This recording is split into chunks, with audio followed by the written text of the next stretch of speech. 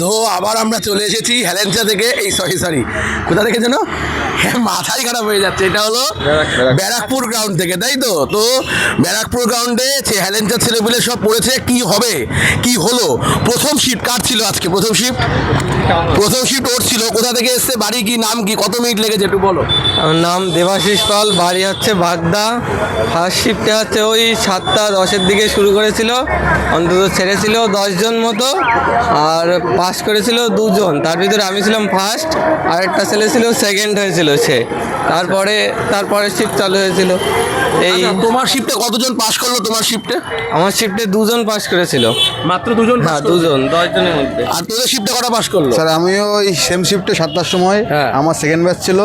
আমাদের শিফটে 15 জন ছেড়েছিল, 3 জন পাস করেছিল, আমি সেকেন্ড ম্যান হয়েছি। আচ্ছা, তোর টাইম কত? 6 মিনিট 24 সেকেন্ড।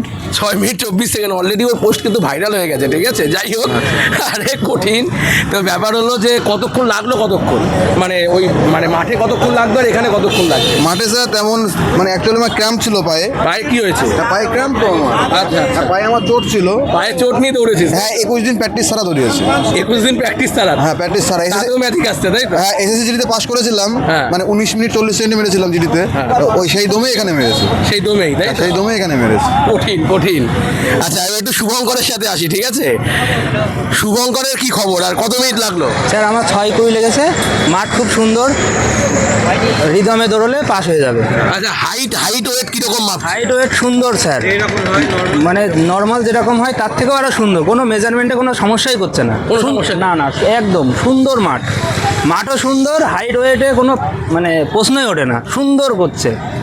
কারো যদি পারফেক্ট 167 থাকে, মানে নির্দ্বিধায় সে আসতে পারে। কোনো সে হতাশ হয়ে পড়ার কোনো দরকার নেই। হতাশার জায়গাই নেই এখানে, একদম সুন্দর, একদম অরিজিনাল যেটা হওয়া উচিত সেটাই হচ্ছে, একদম পারফেক্ট। আচ্ছা, সকালের দিকে কি কুয়াশা ছিল? সকালের দিকে স্যার কুয়াশা ছিল। হ্যাঁ, ওর জন্য তো কষ্ট হচ্ছিল। লাস্টের দিকে লাস্ট পাকে প্রচুর কষ্ট হয়েছে সবার। সকালে খুব ঠান্ডা ছিল আর কুয়াশা ছিল, একটু মেঘলা ছিল। তারপরে 7:30 8টার দিকে রোদ বেরোলো, তারপরে একটু নর্মাল ছেলেপিলে পাশের হাটটা বেশি হলো ওই 8টার দিক থেকে। তার আগে যখন একটু হালকা রোদ উঠছে, পাশের আর বাড়ছে না? হ্যাঁ, রোদ ওঠার পরের থেকে পাশের হাটটা একটু বাড়ছে। তার আগে ওই 2, 4, 3 এরকম করে পাস করছিল। আচ্ছা, দারুণ। তাহলে আচ্ছা, আপনার ছেলে তো এরপর নাকি? হ্যাঁ, আমার ছেলে এরপরেই। তাহলে কি মনে হচ্ছে, ছেলে কি পাস করবে? কি মনে হচ্ছে? আশা তো আছে, দেখা যাক। হ্যাঁ। ও তো এমনি প্র্যাকটিস করে 6, 10, 15।